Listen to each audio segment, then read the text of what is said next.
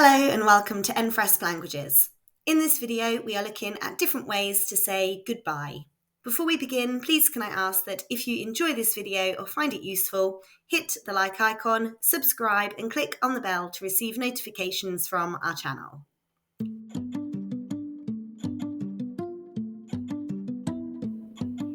There are a few ways to say goodbye to someone in Spanish, the most obvious being to literally say goodbye.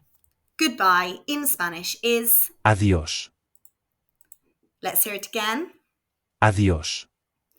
Remember that I in Spanish is pronounced E, and there is an accent on the O, so the stress needs to be placed there. Adiós.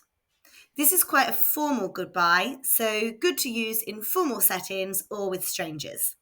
Let's hear goodbye once more. Adiós. The opposite of goodbye is to shorten it to bye, which in Spanish is Chao. Let's hear it again. Chao. This is very informal and should only be used with close friends and family. It is derived from the Italian ciao. Let's hear bye again. Chao. In English, we sometimes follow bye or goodbye with see you soon or see you later. And you can do the same in Spanish.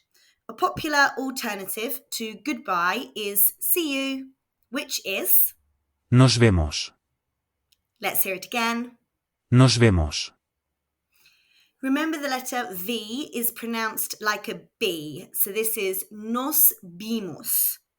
The phrase literally means us, we see. Let's hear see you in Spanish again. Nos vemos.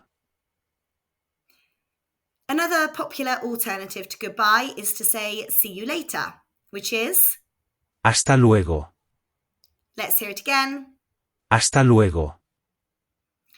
Remember that the letter H is silent in Spanish and the letter U makes an oo sound. Hasta luego. The phrase literally means until later. So let's hear see you later once again. Hasta luego. We could also say see you soon, which in Spanish is Hasta pronto. Let's hear it again. Hasta pronto. Again, the H is silent, so this is pronounced hasta pronto. And this phrase literally means until soon. Let's hear see you soon in Spanish once more. Hasta pronto. Another alternative to goodbye is see you tomorrow, which in Spanish is Hasta mañana. Let's hear it again. Hasta mañana. Again, we have a silent H and the N has a virgulilla over it, which adds a Y sound after the N. Hasta mañana. This phrase literally translates as until tomorrow. Let's hear see you tomorrow once again. Hasta mañana. An alternative to goodbye that you might hear at the end of a lesson or an activity session is until next time, which is Hasta la próxima. Let's hear it again. Hasta la próxima. The O of próxima has an accent, so the stress is on the first syllable. Hasta la próxima. This phrase literally translates as until the next. Let's hear until next time in Spanish again. Hasta la próxima. A final phrase you might like to say as an alternative to goodbye is take care, which in Spanish is Cuídate. Let's hear it again. Cuídate.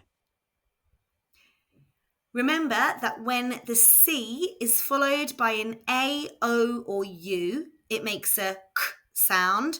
And when followed by an E or I, it makes a Th sound.